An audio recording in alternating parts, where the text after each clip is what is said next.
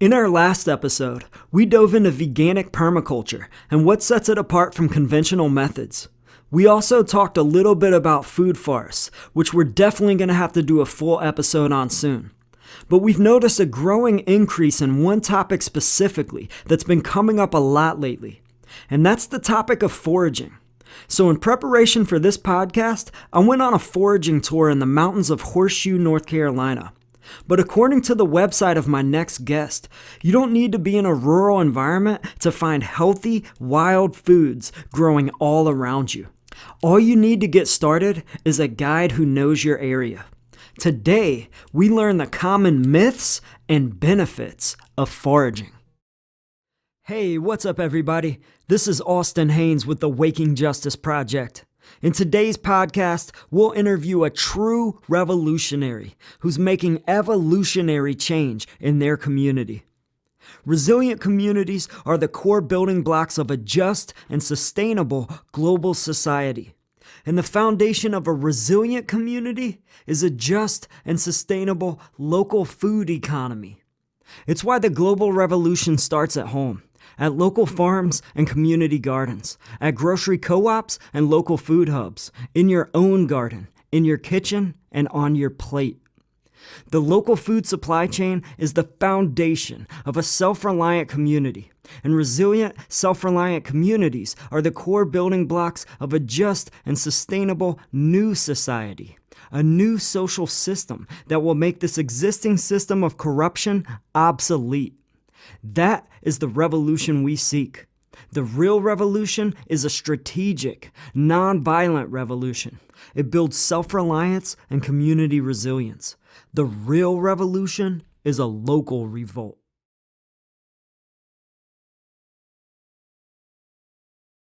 My guest today graduated from Princeton University. He's the co-founder of a school for rediscovering human nature called the Real Center.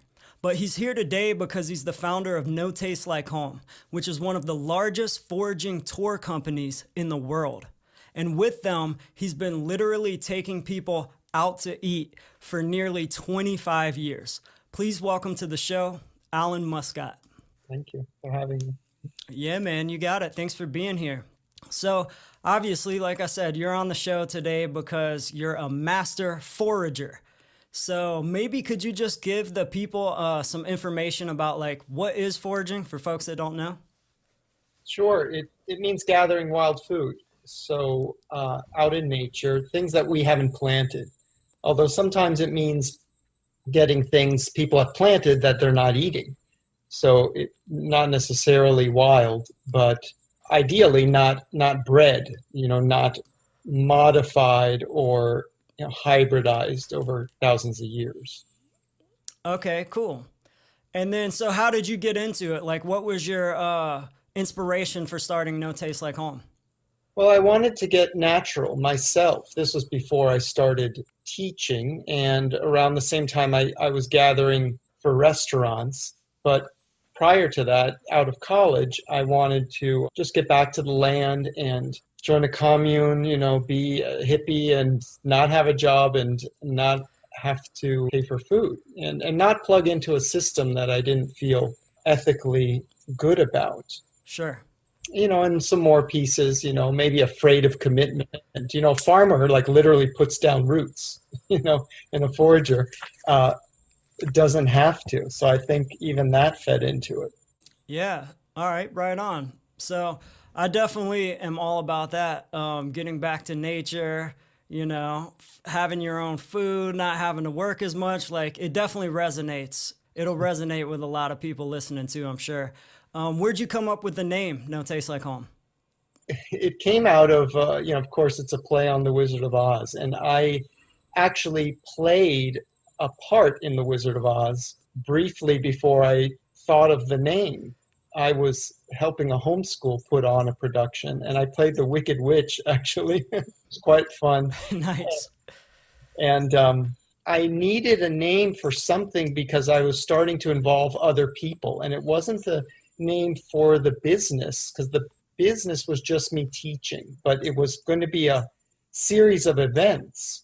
And this was the name for that because we were going to have foraging and then big dinners. And we did do 3 of them, but eventually I scaled down, and now I have restaurants cooking for people after we go foraging. And so Okay. they handle that piece of it. But I kept the name because at that point, I'm still thinking back, it started to become too much for me to handle, so it couldn't just be, my name. Now, there's a lot of meaning that I've woven into that since, in my writing, and it's certainly instructive because getting back to nature is getting back home. Yeah. Very cool. So I went on a tour a week ago with you guys, and it was awesome. I had a lot of fun. I learned a lot. And one of the things that I noticed was that they had a check sheet, a checklist of the top 150 foods, I think, that we were able to come across, I guess, in Western North Carolina. Is that right? 150 foods around here? There are at least 300, not even counting mushrooms, that are edible in our area. And Wow. probably, another several hundred, if not several thousand mushrooms that are edible. But the 150 are the ones that we would consider common. Okay. And then there are 30 that are the most common. And so common is what I mean by top, not like tastiest. Yeah. Okay. Yeah. And then, so how many edible like plants to be foraged do you think there are in the world? Oh, yeah, gosh, I've seen a figure for that, but it has been a while. It's got to be in the tens of thousands, and which is a stark contrast to the handful that we eat today. Yeah. Well, I just think the idea of it is so cool because it lets us know that we actually live like in abundance.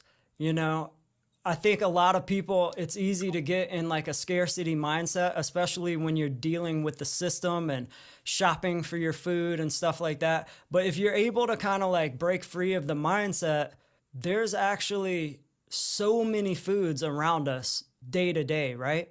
Yeah, I know this is called waking justice, and to me, waking up is that breaking out, because the scarcity is a mindset and an illusion.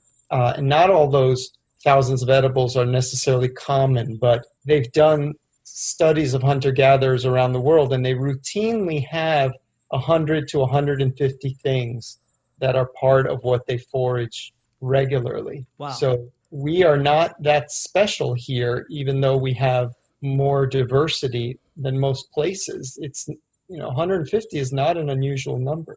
Okay, well, that's good to know. So it is abundant in most places. I guess wherever there's a lot of sunlight, you're going to have abundant plants to eat. Mhm. So let's just get like the elephant in the room out of the way. So like, how dangerous is it to forage, and how did you acquire the knowledge to feel comfortable doing it? Yeah, it's one of several elephants, but that's the first one, and the main. Okay, yeah. And I guess the elephant is a good analogy, because that story of people not knowing it's an elephant, right? When they're just feeling part of it in the dark. Yeah. Yeah. And so like the scarcity, when you turn the light on, it's obvious. And if you grow up with these things, they're not dangerous. Sure. Yeah. So it's important to realize that if you or any beginner went out foraging tomorrow, it's as dangerous as if you took a hunter-gatherer, indigenous aborigine, for example, and put them behind the wheel of a car and told them to drive. Yeah. But when you grow up with these things, by the time you're 5-7 years old, you're an expert in those, literally 50, if not more of those edibles. Now, you asked me a second part to that question. Yeah, so like, how did you become comfortable with it? And because I'm asking that so that hopefully other adults can become comfortable with it, because you're kind of saying that it's got to start with the kids. You kind of got to grow up with it, but somebody's got to teach the kids. So I'm trying to get people like just into the idea of like, foraging and going out there and trying it out, and just how do you start learning that process? Yeah, I did not learn as a kid, and you don't have to learn as a kid. Mm-hmm. Like a foreign language, it's a lot easier to pick up as a kid. I would say it's easier than picking up a foreign language as an adult. Far easier. But it does take immersion, which is what you would do to learn any foreign language. Ideally, the easiest way is to go and spend time in that country. And in this case, you spend time in the country, you Yeah. know. And so the best way to learn has two parts. One is practice, which is what I just described, and the other is guidance, which is what you said. So even as an adult, you find another adult or a child, whoever is an expert, to hold your hand through it, to act as a mentor. This is the natural way to learn. It's the easiest way, the safest way, and the fastest way. Yeah, so you just got to go out there and start doing it. Find somebody who kind of understands the environment where they're from, right? Because every environment's going to be different too. So you're kind of just learning wherever you're at. Yeah, and if you go online, which is what most people do to learn more about things, you're not where you're at. You're nowhere, and you're on the internet. Who knows what, information you're getting. And even if it's perfectly reliable and perfectly written for your area, you are looking in a mirror. Like you are the one deciding that what you're holding is the same as what you're reading about or seeing photos of. Yeah, and yes, there's apps now that you will take, look at something and ID it for you. I've seen some work very well, some work really poorly. I wouldn't rely on them. Again, our habit, our addiction to, technology is a disempowerment. Like I realize some people may have a hard time finding someone in their area, and that's unfortunate. Like you said, it's a chicken and the egg. But there are ways to do it. There are mushroom clubs in every state. I've dreamed of and talked to people about starting a national network of associations, sort of like, it would be like Boy Scouts for all ages. And it's going to be more important the less that people can buy their own food. Sure. In the store. Yeah. Yeah. I think that's a great idea. And like you said, it's going to be more and more important. And I feel like, with COVID and stuff like that, people are learning that they want to get back to like the basics, you know what I mean? And people are also learning that we might have to get back to the basics. It might not be a choice. So it's good to have these skills and this information moving forward. And, I want to add that I read a really good book recently by Charles Eisenstein called Climate, A New Story. Mm-hmm. And he argues that, a lot of us talk about what we're going to have to do. And it's more helpful to frame things as what do we want? Because even if you don't have to forage, there are a lot of advantages to foraging and a lot of pleasure in foraging. I like that. We don't have to do it just because everything else falls apart. I mean, this is better than food from the store. This is more fun. This is more nutritious. Yeah. Yeah. That was one of the questions I was going to ask you too, is like, what is the difference between the nutrition content when you're foraging to like, what people are eating from the stores? Well, I have two answers. You're probably asking about the foods themselves. And the nutritional content, difference varies. Like I said at the beginning, what's been, I hesitate to say genetically modified because I'm talking about traditional selection, artificial selection. This is like what we've developed, corn, for example, looks nothing like it does in the wild. Apples don't, etc. Those things are 5 to 50 times less nutritious. Wow. Yeah, in some cases like 100 times less. But that depends on what metric you're using. Sure. Vitamin A you're comparing, is it sort of a spectrum of minerals? In my view, reasonably speaking, we evolved to eat wild foods. So anything that isn't wild isn't natural. Depending on this, the speed of our evolution, you could argue. I mean, I had a friend once who said, like, "Oh, I figure if I eat cotton candy enough, my body will adapt to it." Yeah. How'd that work out for your friend? No, he's diabetic, but so it just stands to reason that what's best for us is what we evolved based on what was available. I say BC, before Costco. I like that. Now that's just the food. And I want to say that the active ingredients in foraging are not in the food. They're in the activity of foraging.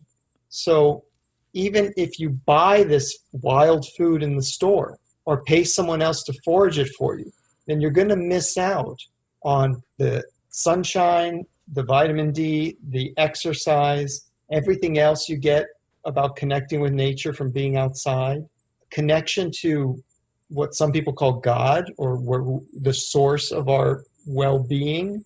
You know, you could think of it as nature. It doesn't matter, but you feel at home because you feel supported. And when you gather it yourself, it's more of a experience of that. Providence is one word for it. You know? Yeah, I think that was something I noticed immediately from being on the foraging tour. You know, we got into the middle of the woods and all of a sudden I just felt better. You know, like I realized that I haven't been taking enough time to be in nature lately. And it really was like very therapeutic almost immediately. Like right when we walked in, I just felt better. So I thought like another interesting thing when we were out there was, you know, the guide Hannah, she just kind of like let us do our thing for a while. We walked around, we grabbed a bunch of food or stuff that we thought was food, mainly mushrooms, and we brought them all back to the blanket and we dumped everything out and we looked at our yield. And then she started going through things and kind of telling us, you know, what was edible, what was deadly, what was, you know, toxic, etc. And I would say probably like around 50% of the mushrooms we found seemed to be edible, which I thought was like pretty incredible. I don't know if that's normal or not, but like it seemed really cool for us. Like we, you know, 50% of the stuff we got to keep. So you have this really cool video on YouTube, and it's called "How Mushroom Hunting Can Save the World." I gotta know. I haven't even watched the video yet, just because I wanted to see like what your reaction would be and like how you would explain having Yeah. a title like that. Yeah, well, I'll answer by backing up and commenting on the story you related of how the tour runs so that people don't get the wrong impression. And it's important in how to save the world because we, like I said, we have this first illusion that foraging is, you know, too dangerous, but there's several common ones. The one that relates to what you're saying is we do send out people at one point on sort of a treasure hunt and let them pick as much and anything that they think, you know, they want to learn about. And some people might think that's irresponsible because we'll destroy the woods. But we do teach people, you know, a few edibles before that. And if people pick something that is new to them, we tell them to just take a leaf or even just a photo if it's the only one there. But mushrooms grow back. So they're like berries on a tree or, you know, or a bush. So a lot of people don't realize the impact is negligible of picking all the mushrooms. Wow. So do they grow back pretty much in the same spot? Sometimes, but not necessarily because what is growing back, you know, if you picture a tree underground, it can be gigantic. And so the fruit can come out on any place in the tree. And the largest creature on earth is a fungus in Oregon that is miles across. It is one individual sprouting millions of mushrooms. So we see the mushroom, but we're seeing the tip of the iceberg. Okay. So the fourth myth is that if everyone went foraging, because I counted as fourth, there's two more I'll tell you, you know, we would destroy the woods.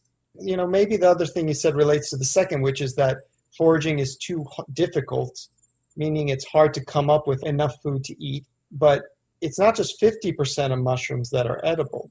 That day, it was 50% that she knows for sure were edible. Sure.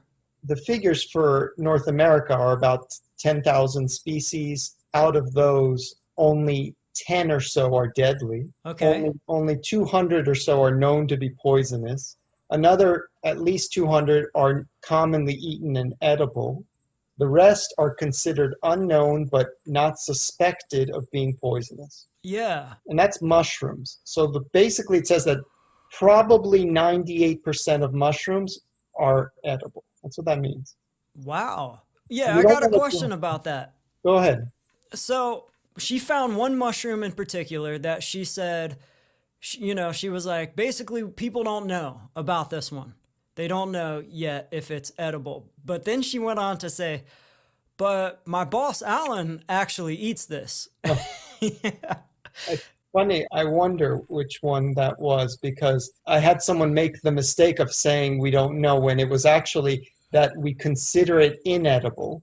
That could be the case. But there are ones that most people will tell you unknown that I do eat. And the reason is, it's a gray area, edibility in the wild. Edibility in the store is a gray area. I mean, in the restaurant, you could be allergic to shellfish, right? You could be allergic to chocolate, milk, peanuts, like, the list goes on and on, usually proteins, which mushrooms have a fair amount of. So we don't know who's going to react to what. Mushrooms aren't poisonous all with the same substance in the same way. So we find out the hard way, unfortunately. Yeah. Now, they say unknown for that 98% because not enough people in North America have eaten them and reported that they haven't had a problem. Sure. Okay? So one of the things she might have been talking about is a mushroom that everywhere else in the world is eaten very often, except here, where we're afraid of eating mushrooms. And nowhere else in the world has anyone ever gotten sick from this mushroom. And still, books will say unknown here, because it is true that this could be the one place in the world where what looks like the same mushroom is actually poisonous. Oh, okay. So is it true that the only way to find out is by someone eating these, or is there a scientific way to figure out if it'll harm most people? The most common toxin is identified, and we can test for it. The most common deadly toxin. Okay. There's a handful of other toxins that are in several mushrooms, and we can test for those. But you still have not ruled out mushrooms that might be toxic, and no one has eaten enough of them to find out. And at this point, many people would say, like one guy once said to me, I'll take my chances at the store. Like, okay, thank you. Like, that sounds way too risky and not worth it. Yeah. And what I say to those people is, maybe most of your listeners or some of them, is, Yeah. if you eat wild food, you might get sick. If you don't eat wild food, I guarantee you will get sick. Yeah. I love that. That's awesome. It's what we're evolved to eat. Okay. And, life has risk, and you are increasing your risk because most people will not, make this connection.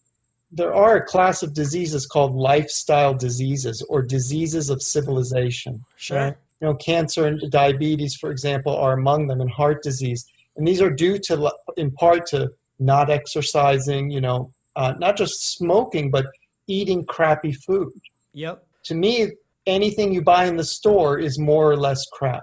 So that's the risk you're taking either way. And I need to back up and say that you asked me, is it only trial and error, or is there a scientific way? So the scientific way is trial and error.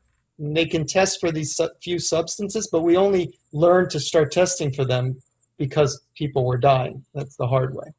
It's my understanding that when you're connected to nature and you grow up in a culture that is, you have a way of knowing that isn't scientific.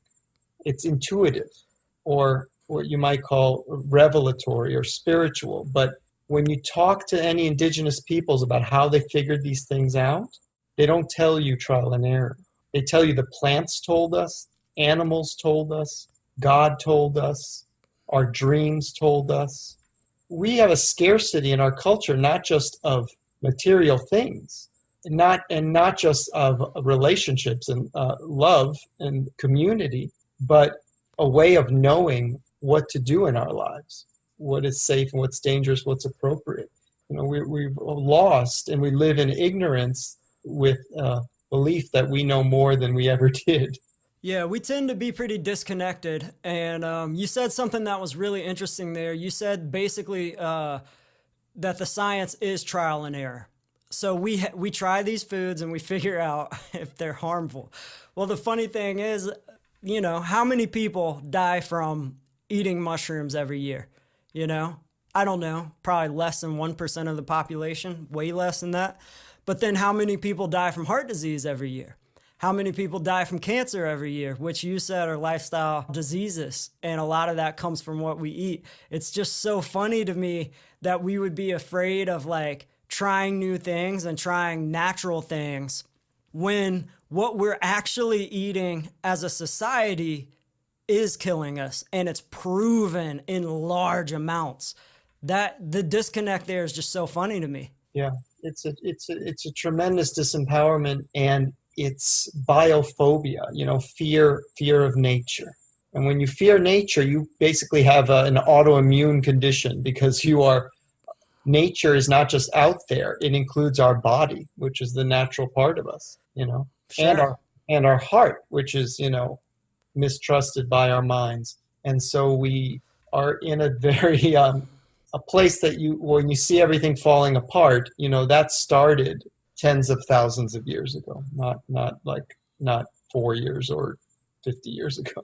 Sure. Yeah. So I want to get back to that question I asked you a couple questions back, because I just got to know the answer to this. But so how can mushroom hunting save the world?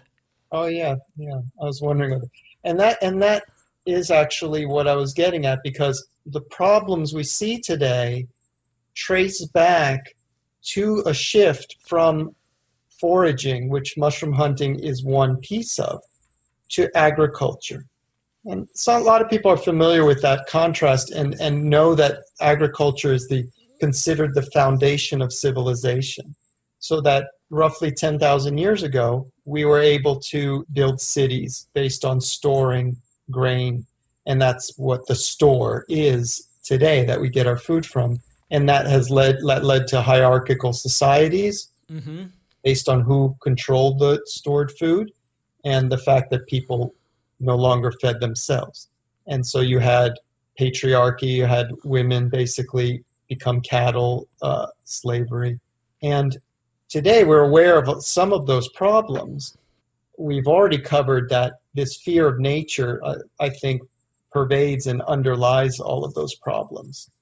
We do, quote, bad things because we think we have to survive, because we think it's kill or be killed, in this competitive society. But it hasn't always been that way. So it's not just mushroom hunting, but to realize mushroom hunting is part of a culture of foraging. It's universal, that it's that it's fiercely egalitarian, which means everyone is equal, everybody shares, no one is forced to do anything, not even children. And that comes from that feeling of abundance that you mentioned. Yeah. It comes from trusting nature, including trusting people. We talk about defunding the police, which is a degree of abolishing policing. Why? Because not only do we not need to be policed, we don't need to be governed. So there's no government in a hunter-gatherer society. So if you're what's called an anarcho-primitivist, is the term for it, then you believe in anarchy, which is no government.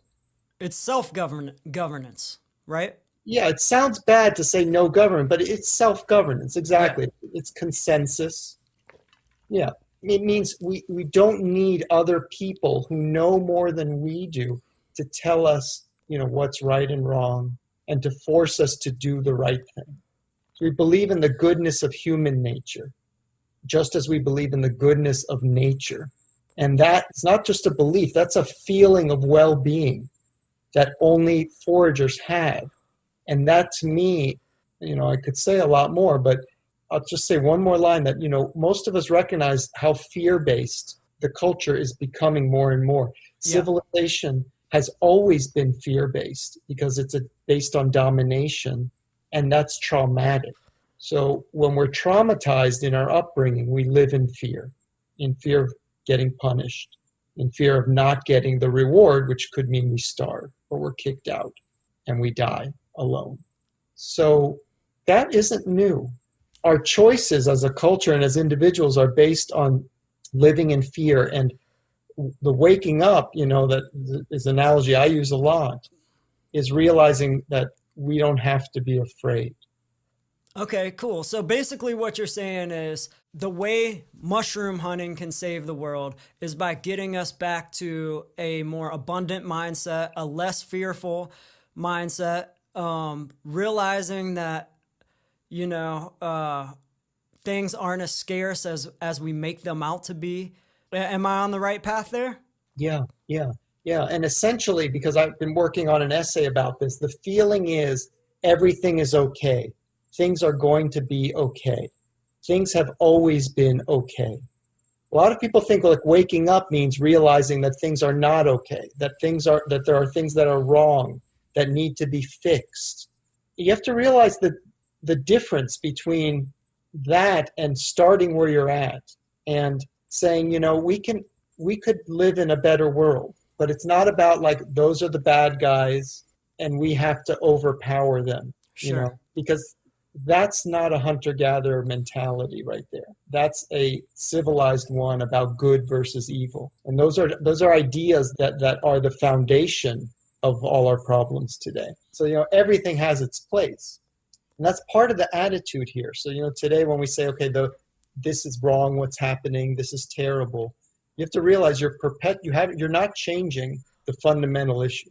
I've made it a little more as general, I think, as you could. But yeah, it was basically what you're saying. Yeah.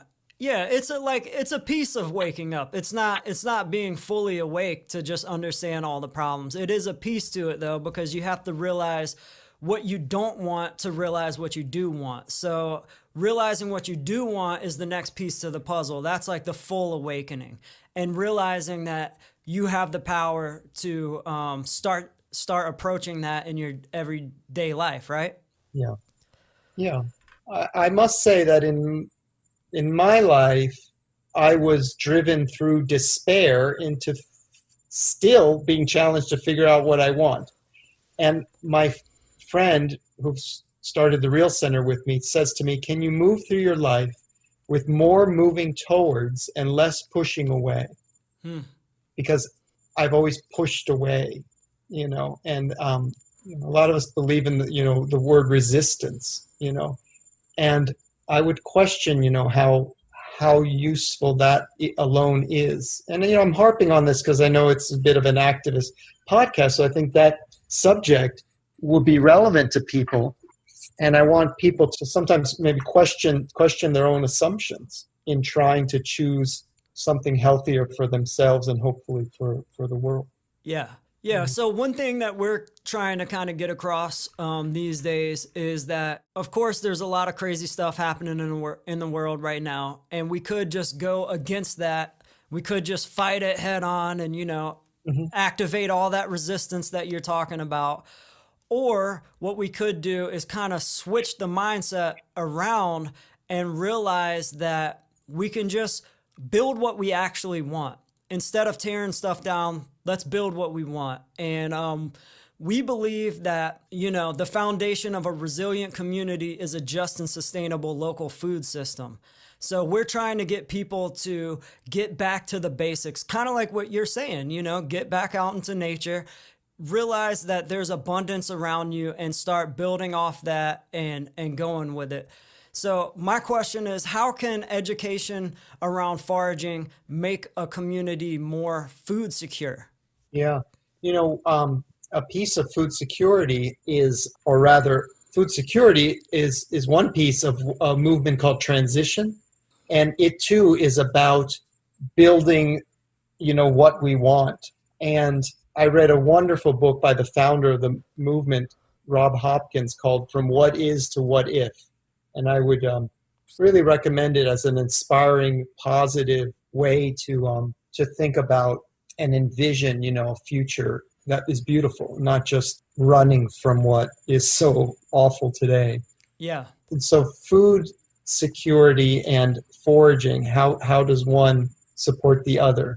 To me, I did a talk once in D.C. next to the Capitol is the U.S. Botanical Garden, and I called it Homeland Security because my pun was that, with a home and land, you have security.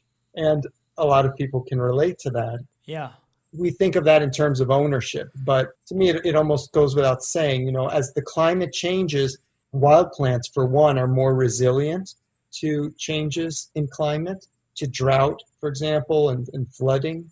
And so that is an aspect of food security. And in fact, there's a movement to preserve the genetic, bank of what's called, crop relatives or something like that, in order to try to reintroduce that resilience.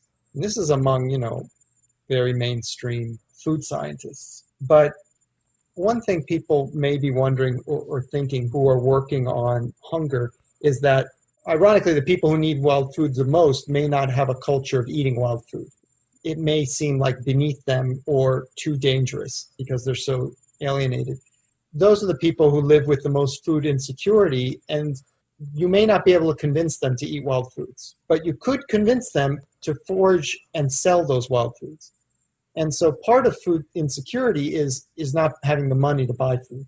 And so indirectly, foraging can actually make a lot of people money who don't have a job, who are losing their job from COVID now. I didn't say much about my background selling to restaurants, but I routinely, I would say very conservatively, made $30 an hour on average on my own time, going out casually whenever I wanted to, foraging in the woods and selling it to restaurants at $15 a pound. There were times I made $300 an hour because I hit a jackpot of mushrooms, or not just mushrooms, but things like bamboo, stinging nettle, a lot of wild foods that are in abundance also. So economically, you could promote food security by creating a local green industry of foraging. And you can do that by creating a clearinghouse, so that everyone who forages doesn't have to sell what they have. They bring it into a central place, somebody inspects it for safety, buys it, and then the restaurants come there to buy wild food. It creates a centralized economy of scale so that there's a steady supply for the restaurant, and so that the people who forage can just get their exercise, their time in nature, and maybe $50, maybe $100 for just taking a walk. Easy. And kids can do that. So I don't know if I answered your question, but that's one piece. No, there's some good answers in there. Yeah, there really is. Because you're right. You're right that a lot of people might not go out there. They might not be immediately into the idea of eating out of the forest, but they would be possibly into the idea of making money from foods out of the forest, which would be a great introduction into it because, eventually if you get into it that way, you're going to start trying those foods and then you might become really interested in it. Yeah. I was going to ask you another kind of food security question, and it is, do food foragers ever encourage the formation and expansion of food forests? Yeah, as a matter of fact, of the four myths, that problem might address the only one I haven't mentioned. So the first is too dangerous, too much work, would destroy the woods, and there wouldn't be enough for everyone anyway. And that's the only one with maybe the slightest hint of truth, depending on how you approach foraging. And so, yes, you've hit the nail on it. A thing I might have forgotten to say, that I don't picture everyone on Earth going to what little nature there is left and going, apeshit on a shopping spree. Mm-hmm. I actually think, like you just said, that even if they did, we'd be better off. That's my feeling than the system we have now. But the word forage comes from the French, which means to pillage, which is what I just described. So real foragers, real hunter-gatherers, they don't pillage, they manage the woods. And so what you said about a food forest, I don't know how much of this you covered on the podcast, is permaculture. Yeah, we talk about it a lot. Sure. So what I'm advocating for is permaculture, which means we don't just take, manage might be a loaded word for some people, but, we work in partnership with nature, which is not what agriculture is. Agriculture is bulldoze everything, put in what we want, even if it's not native, but adapted to here. So yes, it's not my bag, I'm pretty specialized. Like I don't have permaculture training. I'm sort of maybe a spokesperson, sort of indirectly for it. The same way that picking for money could lead you to eating it, it might lead you to appreciating it. Like I think foraging can lead people to permaculture. Yeah. Yeah. Yeah, food forest is something that's been coming up in the last couple episodes. That's why I wanted to ask you about it. I talked with a guy, Tony Martin, over in the UK, and he has a huge plot of land, and he's just been growing food forests on it. And it seems to be, he obviously encourages a lot of like native species. Like that's what they encourage growing, which I think is really cool. And it just kind of seemed up the same alley as what you're into. Yeah, I'm really glad you mentioned it, and I'm writing that phrase down because we're really at a point in this organization where we need to create a food forest. Yeah. Because yeah, we have so many people coming to learn from us and that we keep having to bounce around so we don't over impact a place. But I want to buy or lease a place, plant a ton of stuff, of wild stuff, and it's wild in the sense even when we plant it that it grows wild. We have not bred it. And then we have plenty to harvest over and over again as we teach people. So I think that phrase might appeal to someone who owns the land, to envision and have that partnership with us. Yeah. So you've kind of touched on this. I'm going to ask you this question anyway, but you've kind of touched on it a little bit. But I really thought this was a cool kind of quote from your website. It says, at the root of nearly every disease of civilization, from inequality, food insecurity, violence, and environmental degradation, to diabetes, heart disease, cancer, and addiction, lies one fundamental illness: nature deficit disorder.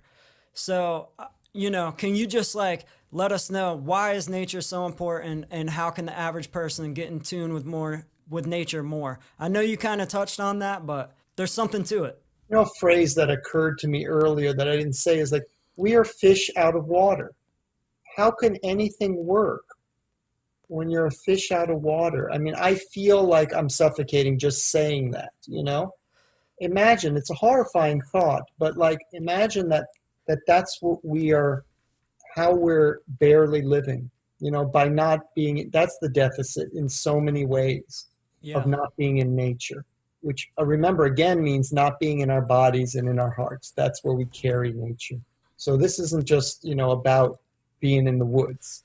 I guess briefly I'll just say, because I was really struck by the title of your podcast when I thought about it, because the essay I'm working on, I thought I would call it Waking Up. And I drew a tarot card the other day, and it was Justice card. Wow. And it took me a while to think about, what is that telling me? Wow. I drew a second card, and it was 8 of Swords, which is basically like illusion, or ignorance. It shows someone blindfolded, surrounded by swords, and tied up. And it's basically like being imprisoned by your ignorance, whereas Justice in the tarot isn't blindfolded. Actually, it's not that figure.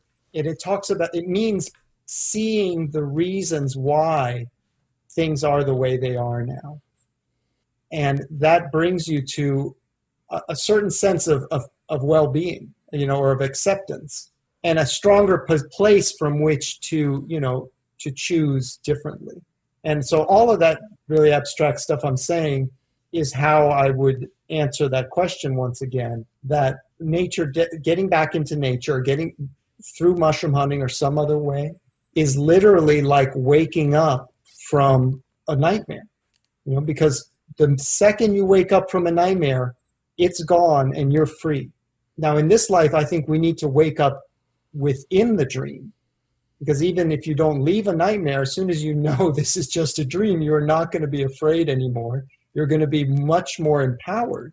Just like, in the Matrix, right? It's like, if you go back in there and this is just a dream. And for drama, they played with that, because you still could get killed even in the Matrix. But, a lot of my interest now is in these ideas of what I take as what's called non-dualism. I don't think you mentioned, I studied philosophy in college, or maybe I didn't. Okay, I was going to ask what you studied in college. Yeah. And ever since, I've been mostly interested in Eastern thought. I wouldn't call it philosophy, but the framework for me now, that when I talk about home, for example, and I have a lot of writing, is this idea of waking up within a dream to where it's no longer a nightmare. That's the model that is really helpful for me.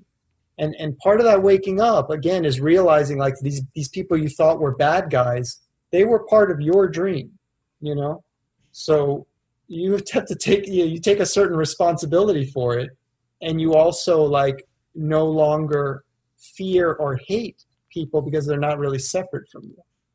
And, again, this may seem like it's really going way off from like foraging, but like this is what happens when you're less afraid, and being provided for by nature starts you on this path of like what I would call is enlightenment, and is it's not what each person needs to be happy, but I think that for us to not just survive but thrive, like as a society, like enlightenment is the natural state that a hunter-gatherer lives in. They like, wow, life is great. I'm glad to be a part of this. Nothing in this is bad. Like, that's what I'm talking about. From that foundation, no one is going to screw somebody else over, and stab them in the back. Like, this is why Lakota talk about all my relations, we could get there. What you see now is us not being there, and we have been there. Everyone was there, 100,000 years ago. For sure. So I got to ask you about the term non-dualism that you just mentioned. What is that exactly? Well, a lot of people have heard of Eckhart Tolle, who wrote The Power of Now. He was on Oprah, and he is pretty much teaching non-dualism, and he doesn't like to call it that because it's not an ism. It is actually a translation of Advaita Vedanta, which is a branch of Hinduism, but it's important to realize, like, when you wake up, it's not a belief, it's an experience, it's not just a faith that you have. That's what, you can look up non-dualism, and, Alan Watts would write a lot about it also. Believe it or not, the movie Groundhog Day with Bill Murray. Yeah. Really good illustration of, in my view, of non-dualism. It's probably the most spiritual movie I've ever seen. Wow. I've never looked at it that way. No, you wouldn't. But if you do, a lot of other people have said that too, from a lot of spiritual traditions. Yeah. So how's it so spiritual? Well, it's talking about the shift from thinking that in order to be happy, things have to be a certain way. I thought of the phrase recently, make yourself at home. You make yourself at home. You don't make home. You don't have to change your circumstances to be happy. You change your attitude. Like, that's the thing, is that could be really new agey, and it's expecting a lot of people because we're born into a lot of trauma.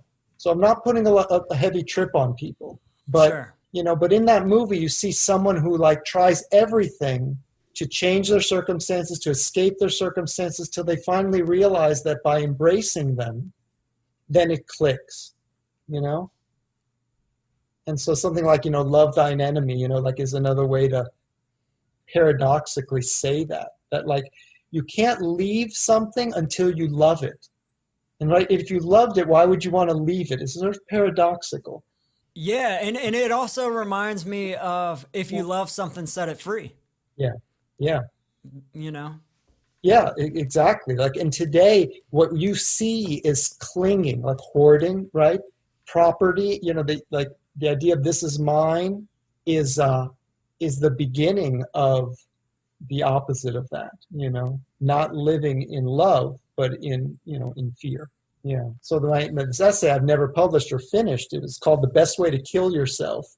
And it starts with a story Jack Kornfield tells of a woman whose son was killed by a gang member who went to jail. And the short, and at the trial, she stands up and says to the gang member, I'm going to kill you. Like, I'm going to find a way to kill you because you killed my son. Now, over time, and I'm going to try to keep this brief, she starts corresponding to and visiting the guy in jail who killed her son. Eventually, the guy's let out of jail, has nowhere to go. She lets him move in with her. Wow. She ends up adopting him And I'm telling you the fast end of the story. One day she says, remember when I'm going to cry. This is so cool. But she said, remember when I said I'm going to kill you? I did kill you because you are not the person you were who killed my. Wow. Isn't that cool? I love that. Yeah. It's there's a Hasidic, it's not even a story, 2 lines. A guy comes to the rabbi, he says, my son has turned against me, what should I do? And the rabbi says, love him more than ever.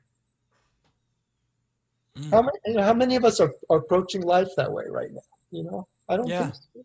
Yeah, I think about that a lot actually. Because I get into a lot of like spiritual teachings and stuff like that. And one of the things that comes up the most is forgiving people, but not just only forgiving people in like the, hey, I forgive you, you screwed my wife, I forgive you type thing. Yeah. But no, like a true sense of actually forgiving people. And there's something truly liberating there, and I think I'm just now starting to catch on to it. But no, I really appreciate that you sharing that story. That's a great story.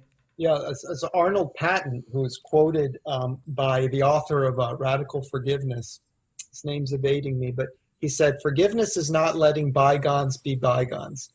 It's realizing that nothing wrong ever took place. Wow. I have a whole file of quotes like this. Basically, I have other ones that say, when you understand the reasons why someone did what they did, then you don't blame them for it. You realize everyone is always doing the best they can. Everyone is always doing the best they can. Like, if we all really got that, wow, what a different world. Yeah? That's real empathy right there. Yeah. Yeah, to be able to just understand that. Yeah, everyone's at a different place in their life, and I guess in a true way, everybody is doing the best they can. It just is what it is. I mean, I can't tell you. I'm not saying I'm not upset about all the shit going on.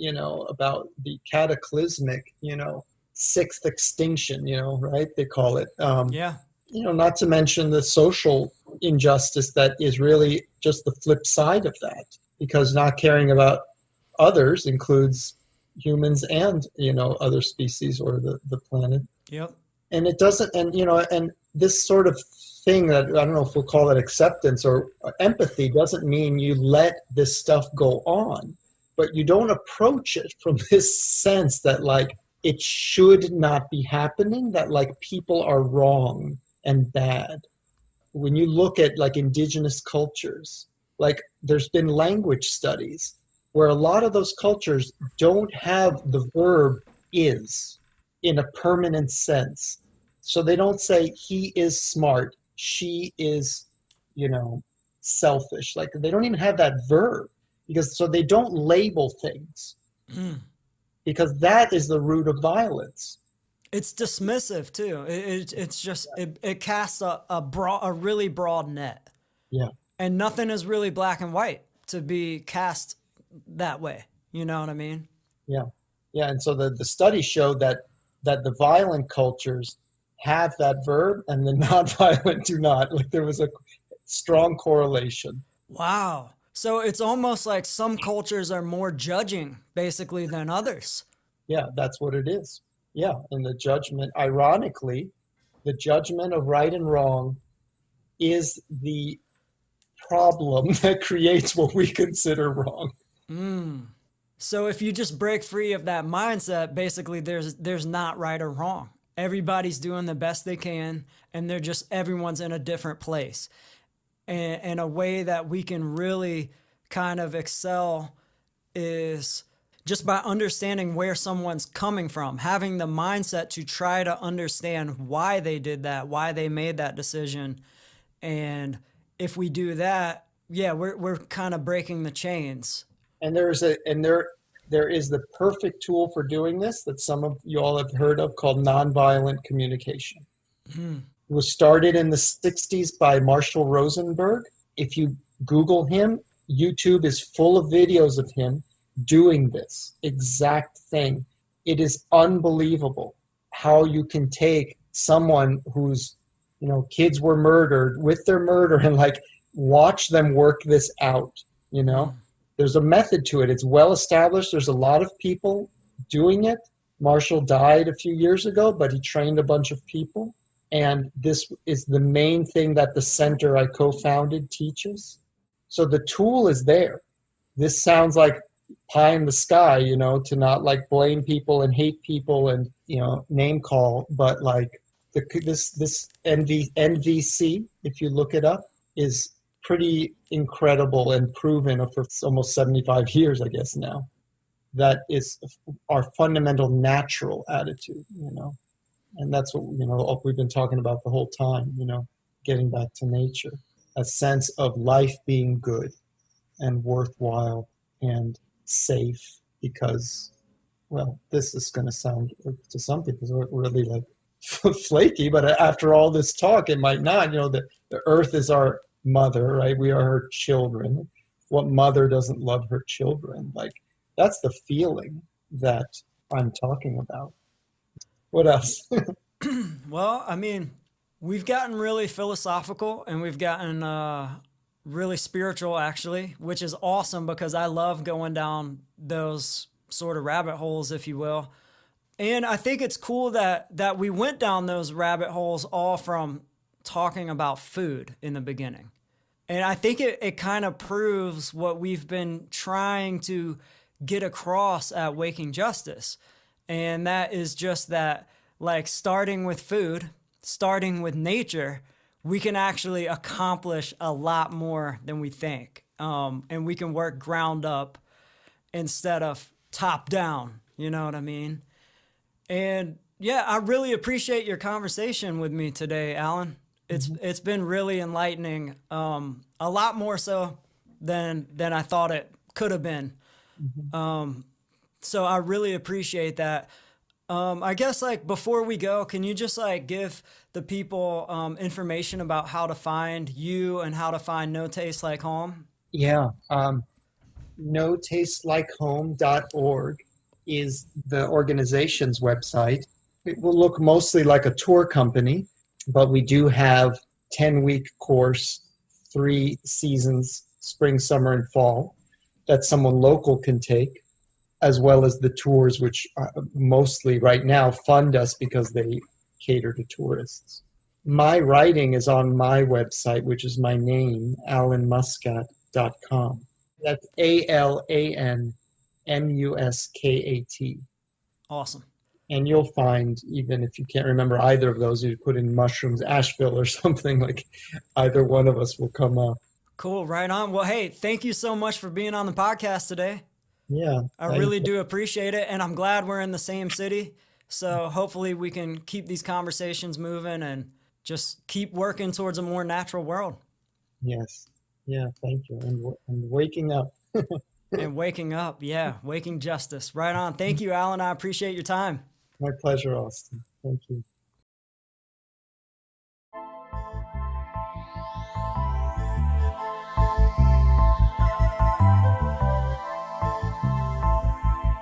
Yo, thanks for listening to the podcast today. If you're currently involved in a local project that strengthens the links in your local food supply chain, we'd love to hear from you.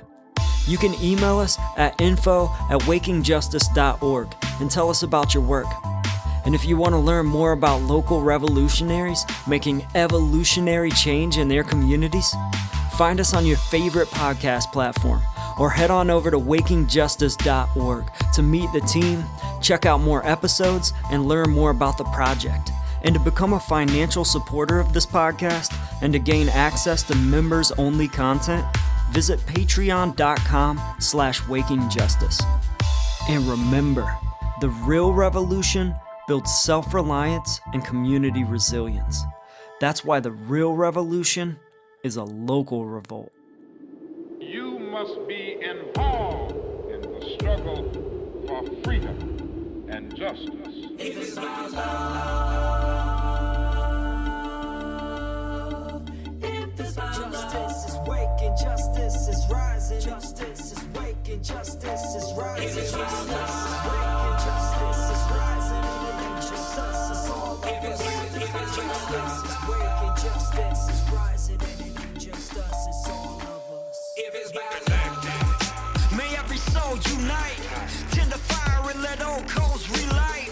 I'm a citizen of the world and we fight for the rights of everybody to live a truly free life.